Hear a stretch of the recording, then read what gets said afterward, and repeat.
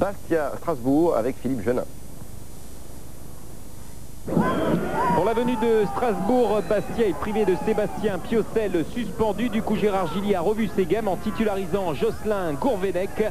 En soutien de Lasland et Maurice, on retrouve Essien, puis Batles, le ballon dans les pieds de Gourvenec qui lance Florian Maurice. La frappe de Maurice, elle est trop croisée, mais Lasland a suivi.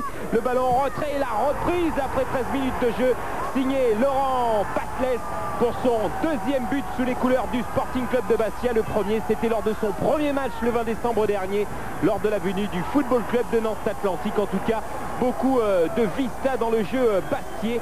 Batles servi admirablement par Lilian Lasland qui s'est battu jusqu'au bout. Regardez, pour empêcher ce ballon de sortir, une petite talonnade. Ça fait donc 1-0 en faveur du Sporting Club de Bastia face à Strasbourg. On peut, c'est sûr, voir cette belle joie de Lilian Lasland félicité par Gourvenec. Mais attention, peut-être aux réactions et aux contres de Strasbourg. Ça va pas bien loin. Il y avait Ferreira, puis Lasland, Maurice, l'amorti de la poitrine et la frappe immédiate. L'enchaînement était somptueux de la part de Florian Maurice, mais c'est hors cadre face à Vincent Fernandez.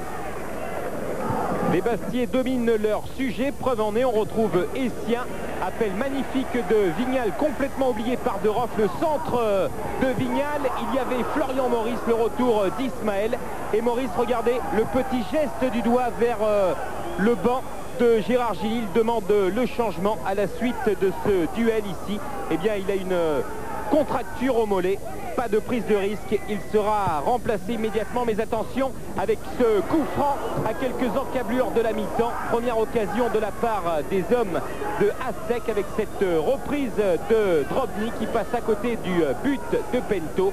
Sous les yeux de Gérard Gilly, au retour des vestiaires, toujours ce score de 1-0 en faveur des Bastiais. Maurice a été remplacé donc par Ben Saada. Le voici, Ben Saada, servi par Lasland. Il s'écroule dans la surface de réparation.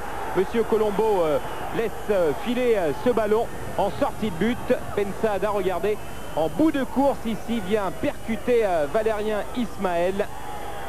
Mais en tout cas, la vivacité de Ben Saada perturbe énormément la défense strasbourgeoise. Strasbourg avec Peña et Essien en duel. Batles à la récupération. Batles a levé les yeux. Il y a encore Ben Saada face à Vincent Fernandez et sortie impeccable du gardien strasbourgeois dans les pieds du petit buteur Bastiais. Ismaël pour un corner à surveiller, ce corner de Corentin Martins. La sortie de Pento. Ce ballon qui lui échappe, qui lui file et qui profite à Valérien Ismaël pour son 200e match en Ligue 1. Il inscrit son deuxième but de la saison. Grosse déception bien entendu pour Pento. À la 79e minute, Strasbourg égalise. Le syndrome niçois est en train de rejaillir sur la pelouse de Furiani.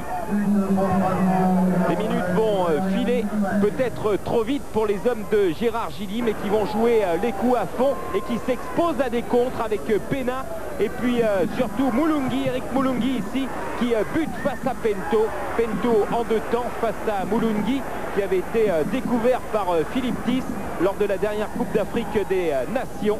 Pento impeccable ici qui se reprend de sa bévue tout à l'heure.